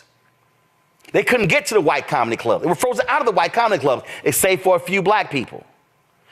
Guy Torrey created Fat Tuesday, which allowed the black comedians to have one night and for the white talent folk to come see them. That's how many of them got shows. If God doesn't create that, then you don't put them in front of the folk who are picking the people to do television shows, sitcoms, and movies. And also fill writers' rooms. See, the David Mamets, what they can't stand is, they can't stand the fact that what the Academy is now saying is, y'all have to do this. We're going to force you to do this because, David, we can't depend on folk doing this thing the right way. And that's really what DEI does. And see, this is very simple to anybody white who opposes DEI. Do the right thing. Do the right thing. See, now, don't come talk to me about hard-earned opportunities and how some folks getting frozen out when y'all been freezing us out for more than 100 years. Now, all of a sudden, y'all want to talk about merit. Now, all of a sudden, y'all want to talk about, oh, so-and-so deserves it. Do you really want to have that conversation? The number of talented, smart black people who were kept out of medical schools, kept out of law schools, kept out of writers' rooms, kept off of the stage, kept out of numerous jobs, and now all of a sudden, a couple of black people and Latinos, and let's be real clear, the greatest beneficiary of DEI has been white women. Now, because the room is no longer white male faces, oh my God, the pendulum has simply swung too far. Really? Is that what you're saying? Now, a lot of these DEI initiatives are BS because the leadership is not fully committed to making it possible. Nelson Peltz, who was one of the folks investing, he was trying to take down Bob Iger at Disney. Why do I have to see movies with an all-female cast? Why do I have to see movies with an all-black cast? But your white ass sure didn't mind them black dollars for Black Panther when it hit $1 billion. See, y'all, he was upset because they said, maybe we should start making movies and folk actually see themselves on it and they might be interested. Everybody swore Barbie was going to be a massive failure. It's too feminist. You know what's not feminist? Green. You know what? Not racist? Green. It's amazing how money sure can change a lot of people's view. But here's the crazy thing about Hollywood, David Mamet. A study was done that said Hollywood could generate an additional $10 billion a year if they embrace diversity. And there are still people fighting it. So what does that tell you? What they're saying is, well, hell, if that means more money, we still don't give a damn. And my last point before I go to my panel on this, and that is I need y'all to understand that DEI only works when leadership says it's a priority. When leadership says this is going to happen. So David Mamet, if you don't like the standards that the Academy has put in, why don't you sit down with your friends who are writers and showrunners and directors and producers and studio heads and say, why have y'all been blocking Black and Latino and Asian and Native American and white female talent all these years? Why is this a boys' club? Why do we have writers' rooms for movies, the comedy movies, where they only would go to the Hasty Pudding at Harvard and draft them? They wouldn't go to some of the great HBCUs and say, man, there's some funny people writing down here. No, they will only go to the folks who were there at Harvard. That became, literally, if you wrote there, you got hired in Hollywood. It was just automatic. They have been freezing us out of the opportunities and the money for decades. And the David Mamets are now mad because the door is open. You say well earned. This is real simple. James Brown said it best. Don't hand me nothing. Open the door and get it myself. The David Mamets of the world hate the fact that the door is now opened. Well, guess what, David? We here. And when that door gets cracked open, we gonna swing that sumbitch real wide. And we gonna bring in a whole bunch of folk with us. And you know what else, David? We now have access to our own platforms. We don't have to go through the traditional Hollywood film industry. Ask George Lucas when he made Red Tails. George Lucas, Mr. Star Wars, George Lucas, George $4 billion Lucas. He literally went to the big seven, and every single Hollywood studio turned him down because they said Red Tails did not have white heroes. And George Lucas said, but the heroes are the Black soldiers. And they said, we need white heroes. And that is why George Lucas invested $60 million of his own money to finish Red Tails. And George Lucas is on the record as saying, I now know for a very small moment what it feels like to be a Black director in Hollywood and have the door slammed in front of you because the heroes of your movie are not white, they are Black. But I guess David Mamet, I guess he didn't read that story. Because probably if you're talking about Black subjects, he's not interested. Final comment from my panel. Jonquil, you first.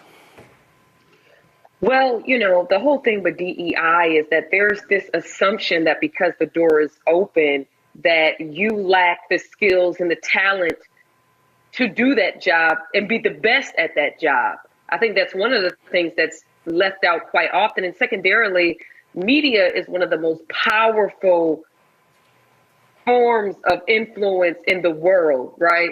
We're talking about television, film, music.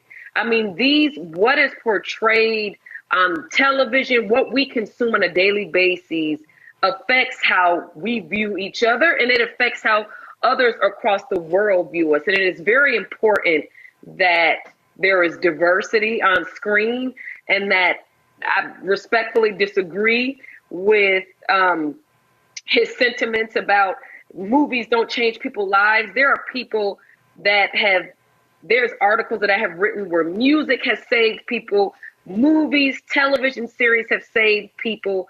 People have learned emergency techniques from the media just from watching scripted television shows. And so I just said all that to say that diversity is important. And just like you stated, just because the door is open, you're just giving me the opportunity. But that does not mean that I am not the most qualified to do that job. Joy. Let me tell you, the door isn't open far enough, but it's open just enough for us to know what to do with people like David. David, I wish you difficult times in getting your movies made. Not only is he a screenwriter, he's also a director. Who would want to work with a person like that? If you were over one of these major productions, you are an employer. Who would believe that he is not discriminating against them with language and talk like that? Any insurance company that's looking to support one of his films should think twice. David is from a bygone era, and maybe his last movie has been made. Mustafa closes out. Black excellence and Black talent has always scared many people in America. As we came out of the Reconstruction period, then they began to create these films like Birth of a Nation, first one ever shown at the White House, that began to reframe who we are and our experiences and the value that they did not see us bringing to America.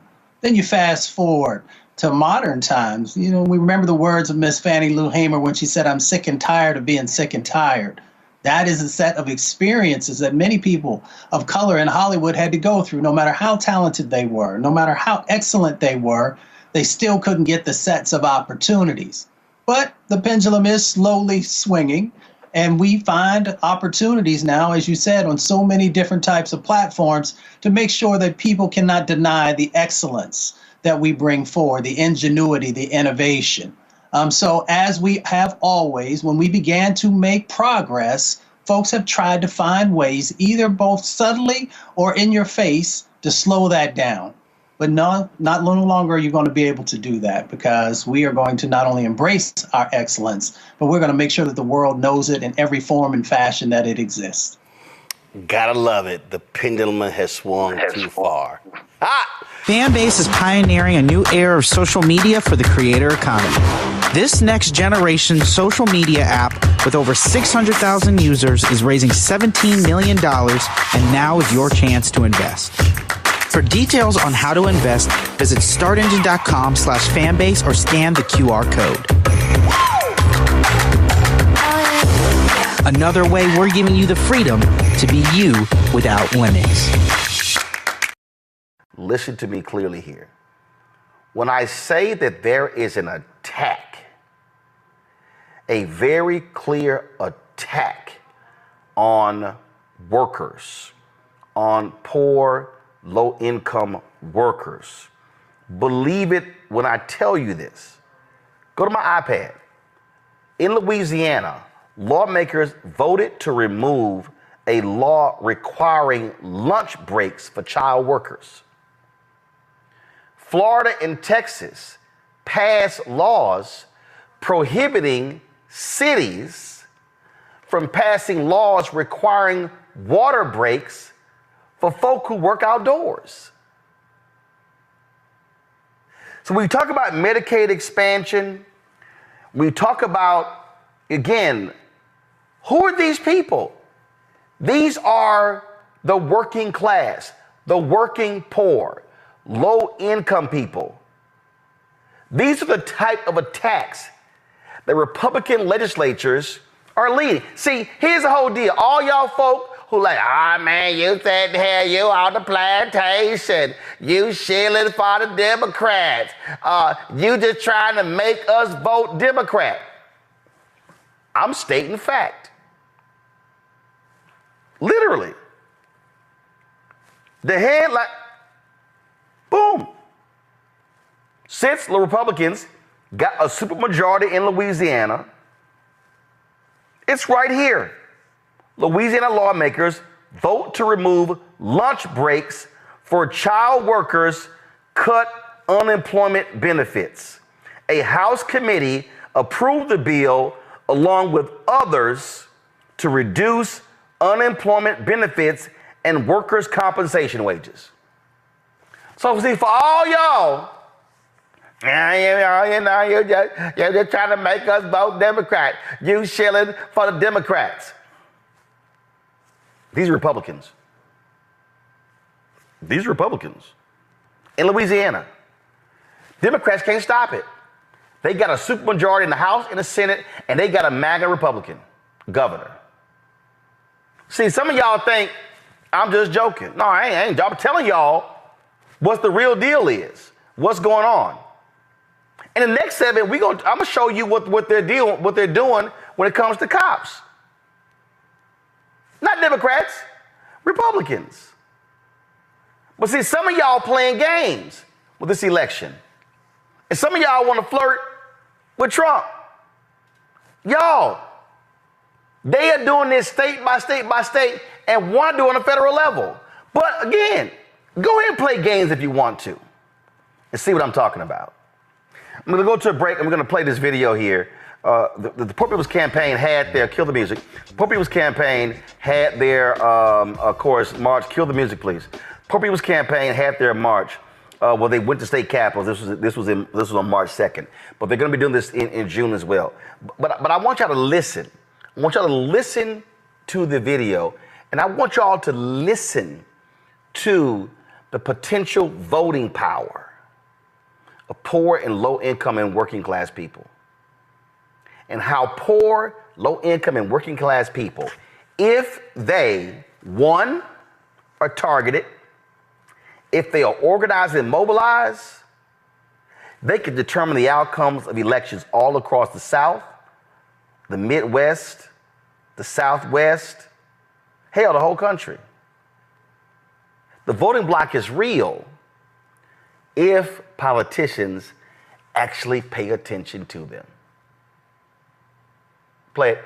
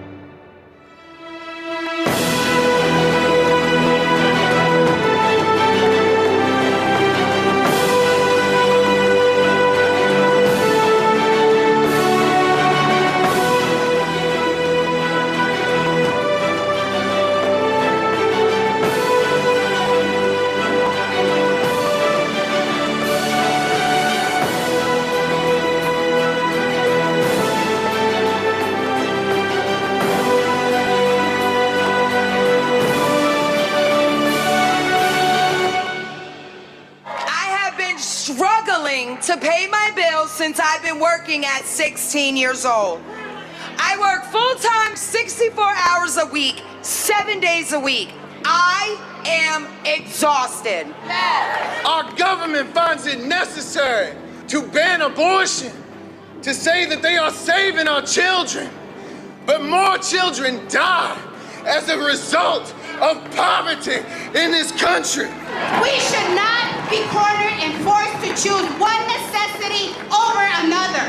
This is the consequences that we face. So what our people say is that we are fighting the oldest evil.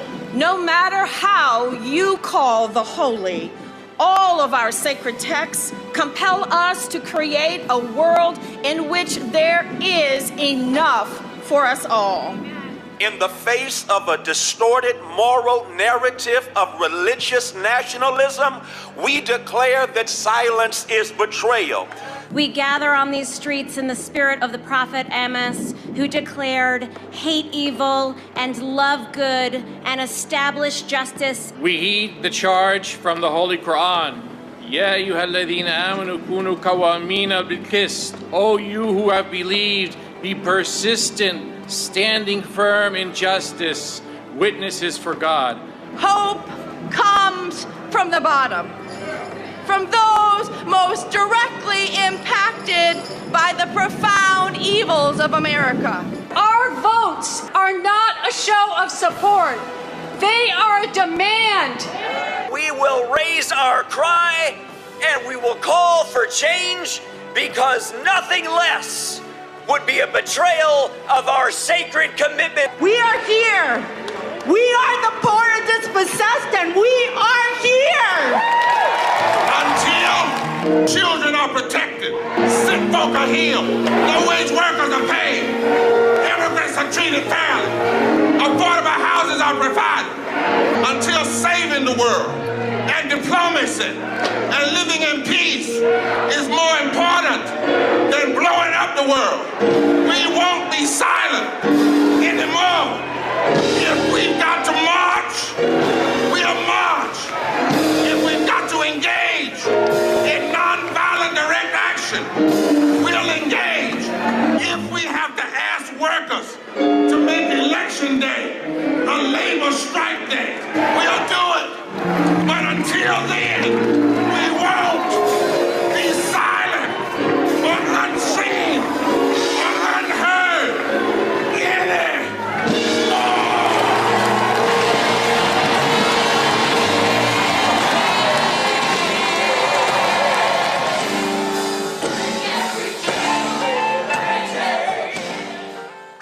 Now, again, that's a 42-week campaign, and so the day of mobilization was March 2nd, but this actually continues all across the country. You can go to poorpeoplescampaign.org to get more information.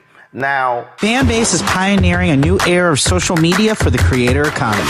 This next generation social media app with over 600,000 users is raising $17 million, and now is your chance to invest. For details on how to invest, visit startengine.com/fanbase or scan the QR code. Another way we're giving you the freedom to be you without limits.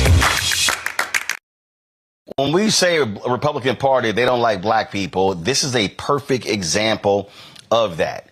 This Tarrant County District Attorney's Office, they have announced that they're going to be appealing last month's ruling by the Texas Appeals Court that overturned the Crystal Mason's 2018 conviction for illegal voting. Now, Crystal Mason was on federal probation for felony conviction in 2016 when she voted in an election with a provisional ballot. Now, she says she didn't know she could not vote. This actually went to court. The folks with the probation folks said in testimony that she didn't know. She was not told. She was convicted anyway. 2 years later of voter fraud and sentenced to 5 years behind bars because state law only allows felons to vote if they have fully finished their sentence, including any parole or supervision requirements. Now, keep in mind, she had to go back to federal prison for violating the terms of her probation, and then they tacked on 2 more years of supervised release. So although she has not gone to state prison, she did have to go back to federal prison because she was indicted. On March 28th, the Texas Second Court of Appeals overturned Mason's conviction because she didn't have, quote, actual knowledge, unquote, that she couldn't vote while on federal supervised release in a tax fraud case. Now, I want to read for you the statement because this is important before I go to her attorney. And it shows you how sadistic and shameful these folks are in Tarrant County, Texas. This is the statement that they released. And when I read this for you, you're probably going to say, You got to be kidding me. This is a quote from this statement. The trial court's guilty verdict should be affirmed. Voting is a cornerstone of our democracy. This office will protect the ballot box from fraudsters who think our laws don't apply to them. Crystal Mason, a 4-time felon, was convicted of illegal voting on March 28, 2018 in a bench trial in the 432nd Judicial District Court. She was convicted based on testimony from the election judge and poll clerk that she read the provisional voter affidavit, affirmed that she provided accurate information, signed the affidavit, and testified that the affidavit language was clearly understandable to mean that a convicted felon such as herself was ineligible to vote. On March 28, 2024, the Second Court of Appeals reversed her conviction and published an opinion stating that there was evidence showing Mason may not have known she was ineligible to vote on the day she voted.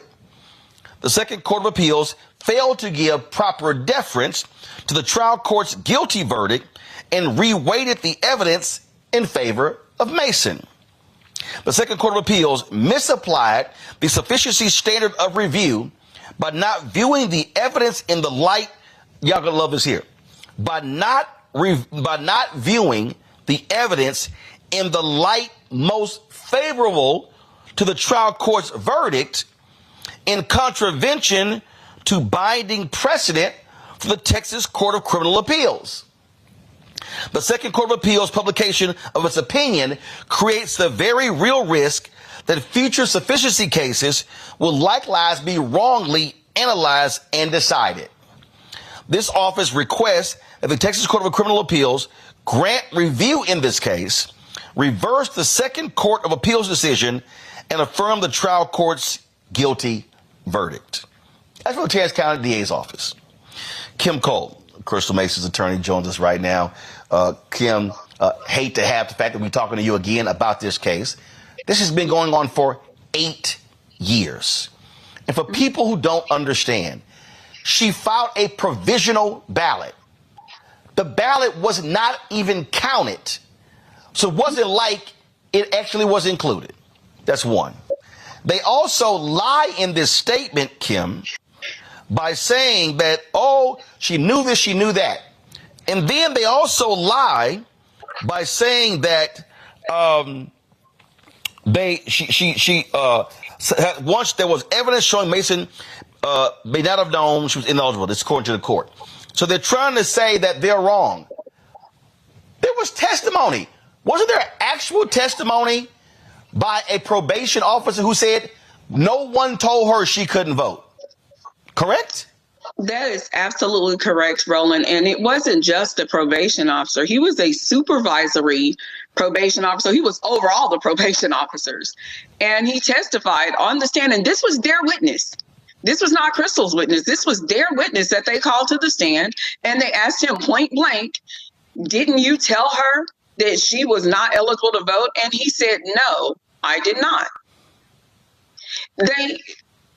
They conveniently leave out the fact that, they point out that she filled out a provisional ballot, filled out her, correct information. Yes, she did. Filling out a provisional ballot is not illegal. And then they go on, who, if she didn't think she was eligible to vote, or she knew she wasn't eligible to vote, who would put their right name on there, the accurate information? Who would sign the ballot if they knew they weren't eligible? She didn't know. And yeah. And what bothers me here, again, I love this line here, that they misapplied the standard because they should have only reviewed evidence in light most favorable to the trial court's verdict. That's not their job. Their job is to look at the verdict, the prosecution, and the defense, weigh the evidence. So basically, the Tarrant County DA is saying, oh, y'all should overlook anything that doesn't make us look good.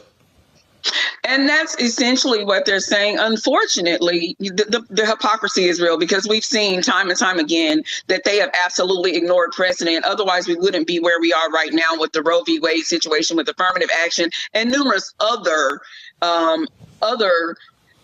precedent that has provided and expanded rights for minorities. So the hypocrisy is real, right? But that is unfortunately the standard, that anytime there is an appeal, they are to view the evidence in the light most favorable to the upholding the verdict. However, that doesn't mean be ignorant. and they did not prove their case. Their witnesses contradicted each other.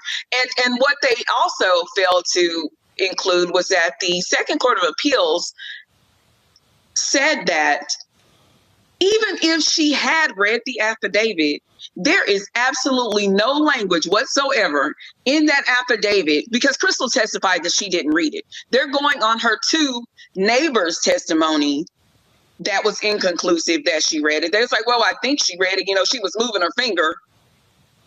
Anyway, Crystal did not actually read the affidavit. She was filling out her information, because on one side is the attestation, the other side is where she fills out her information. And she was putting her information on there because they did admonish her that she had to provide accurate information. And she made sure everything matched up with her driver's license. And so that being said, even if she read it, there's nothing in the provisional ballot affidavit that says that if you are A, B, C, and XYZ, you are not eligible to vote. Nothing in there. So how would she have known? Here's what's also interesting. I mean, here's the deal. So she was convicted of tax fraud. She was inflating returns for her clients in terms of preparing their taxes. Okay, that's why she went. But when we read their press release, Crystal Mason, a 4-time felon. Wasn't that tied to the same case? And so they're trying to give the impression that, oh, this is a repeat offender. This woman is a menace to society. Yes, that is absolutely. They have continued to persecute and disparage her. Here, what they failed to. Crystal isn't a saint, Roland. I mean, she isn't. Every saint got a past, and every sinner got a future. Okay, so she does have a prior criminal history. Otherwise, she wouldn't even be in this situation to ascertain whether or not she was eligible to vote. Okay, so that's how we landed here. Yes, she is a felon. However, what they failed to acknowledge in stating that she's a 4-time felon, which they also included the one where she was acquitted, this particular case, but we can look past that, right? Yeah. Anyway, in all of her other cases, Crystal pled guilty. She admitted her wrongs, even to the case that got her sent to federal prison. She has no problem holding herself accountable for the things that she's done wrong. Why on earth would she fight for 7 years to prove her innocence, when in all of these other cases, she admitted her guilt because she did something wrong? She was like, I did it. I mean, I'm gonna take accountability for my actions. Here, she didn't know she was not eligible. So she refuses. I mean, to accept responsibility. Right. I mean, the thing that jumps out to me is, before I go to Matt and Michael with their questions. Okay, has she gone to state prison? No, but she actually, because of this, she returned to federal prison for 2 years. You would think a common sense DA would say, okay, we've been dealing with this one case for 8 years. They literally are spending more time on this case than they have on heinous crimes that have been committed. So the waste of resources to me is unbelievable. This is, no, we're going to make an example out of this black woman, and this is about creating a chilling effect about anybody else who's formerly incarcerated in voting. The same thing they did when they attacked a black man in Houston who stood in line for 6 hours. And guess what? He was later found that he could vote, and he now says, hey, I'm not going to vote again because of what I went through. That's what this is all about. You're absolutely right. You are absolutely right. I've said over and over again, in their summation in Crystal's original trial, they said they wanted to send a message to voters, much like their ridiculous, disparaging, inaccurate statement that they released yesterday. They are trying to send a message. They are trying to, quote unquote, protect the ballot box, as if, of course, Roland, you know where that comes from, as if folk like us shouldn't be there.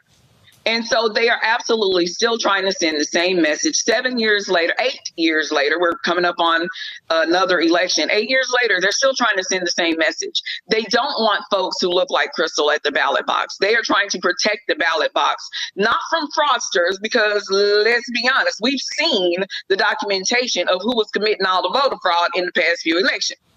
They don't look like Crystal. So they're not trying to protect the ballot box from from fraudsters. They're trying to protect the ballot box from those who have been typically disenfranchised by this system. And that is the whole point of them continuing to beat this dead horse. And correct me if I'm wrong. There was a Texas Justice of the Peace, Russ Casey, who admitted to forging signatures to get on the primary ballot. And he pled guilty to records tampering. He resigned. That happened in 2018. These folks are spending more time, and he was an elected official. They're spending more time going after her than they did going after somebody like him. Yes. And in fact, before that, and he was sentenced to 2 years in jail, but it was probated over 5 years. But they want to send her to prison. They absolutely want to send her to prison because they want people who look like her. They want to protect the ballot box from folks who look like her and you and me. And want to send, and Mr. Rogers down there in Houston, they want people that look like us to fear that they may suffer the same fate. Look at what all they're doing. Look at all of the taxpayer money they're spending to put an innocent woman in prison. It makes absolutely no sense whatsoever. Matt Manning, your question. So, Kim, thank you first for your advocacy. You're doing stellar work. And ironically, I'm writing a PDR to the Court of Criminal Appeals as we speak. This is really kind of appreciate. But my question to you is this. First, have you ever seen an appeal like this? Because my understanding is the Court of Criminal Appeals sent it down saying y'all used the wrong construction of the statute. And the opinion that came out of the Second Court of Appeals was determining the sufficiency of the evidence. So as far as I see this is purely political. And to that end, is there any mechanism that y'all have to dismiss a frivolous appeal like you would like a Rule 91A dismissal on the civil side or any dismissal like that? Because I think it's frankly unethical to appeal it following the Court of Criminal Appeals opinion in this case, but I haven't seen the mechanism whereby you could get it thrown out, just on its face, because I don't know how they get there at all. From my understanding, there isn't one. We will have an opportunity to file a response to their request for discretionary review. So we're still, obviously, I'm not her only attorney, and we're still evaluating whether or not we will respond, because to be quite honest, it's trash. I don't know if you read it. It's trash. And, we're debating whether or not we actually even, want to even give it the credence to draft a response. But I believe ultimately we will, because we should say something, because this does not deserve the court's review. And hopefully the Texas Court of Criminal Appeals will not take it up. But no, I don't believe there's any mechanism like on the civil side where we can just get this out of here, please. This doesn't even require one moment of your time. I mean, I think this is sanctionable, arguably sanctionable conduct, because it's so rare that you have the top court, and Roland, for all the viewers, the Court of Criminal Appeals in Texas is like our criminal Supreme Court. So this is basically the criminal Supreme Court saying, y'all got it wrong below, look at it again, them acquitting following that instruction, and then this Tarrant County DA still trying to press the issue because he doesn't want to lose in the court of public opinion. But the court has already said what it is. So, I mean, to me, it's sanctionable because I don't think there's an ethical basis on which to advance this appeal. Anyway, my thoughts. Well, I certainly hope the court actually does smack them down because this continuation of this case, it's 8 years. She voted in 2016. I'm sorry, you don't spend 8 years on a case like this. Michael? All right, Attorney Cole, thanks for coming back on, giving us an update. First and foremost, how is Crystal doing with this new news? Number one. Number two, is there anything possibly the Department of Justice can do, the Civil Rights Division, anything like that in regards to suing Texas, what have you? So first of all, Crystal is understandably distraught. She thought finally that this nightmare was over because it is clear that she has been targeted. They haven't put this much. I always talk about the affluenza team, you know, the case that made national attention. This young man committed several crimes, you know, stole a vehicle, stole alcohol, killed 4 people. And they did not advocate him going to prison. Crystal filled out a form. That's it. She filled out a form with accurate information. She didn't lie on the form. And they want to send her to prison. This is absolutely ridiculous. I would agree that the continued prosecution should be sanctionable because there is no basis for it. Absolutely no basis for it. So Crystal is not well. She's very upset. She really took particular issue with the DA's attempt to disparage her in their last statement. Their language was vile and to me, very unprofessional.